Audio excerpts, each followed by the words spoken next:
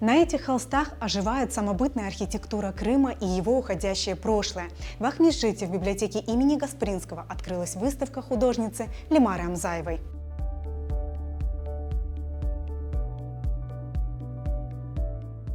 Ароматы Крыма, название выставки, пришло ко мне не случайно.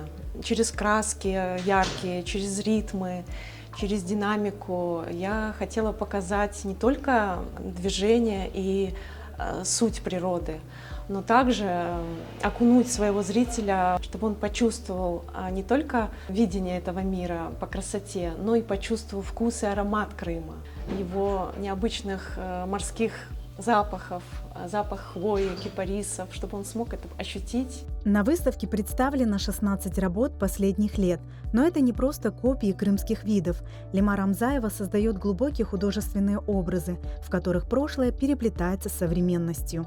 Старинный домик Тарахташи. Он до сих пор живет, и у него такая интересная история. Этот дом напоминает нам о том, что наши предки жили и трудились на нашей земле. Иногда хочется в некоторых работах привнести и в современные наших домах элементы черепицы, подчеркнуть нашу аутентичность и показать, каким Крым сейчас является и каким хотелось бы его видеть в будущем.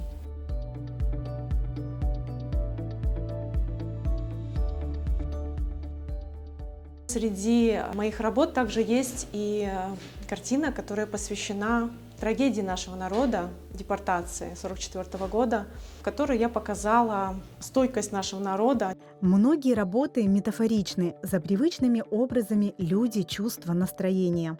Одним из любимых моих жанров является натюрморт, в котором я могу выплеснуть другие несколько эмоций. Фрукты вижу как, можно сказать, как образы людей. Они мне где-то плачут, где-то капают, где-то показывают свою красоту, где-то спелые, где-то недозрелые. То есть в них я показываю состояние человека.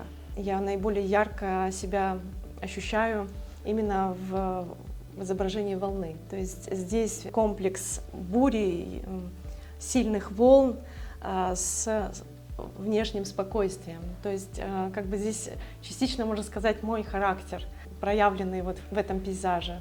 В брызгах у меня даже так получилось, что изобразилась пара, которая танцует. То есть все живое, и вода тоже чувствует нас, людей, а мы чувствуем море.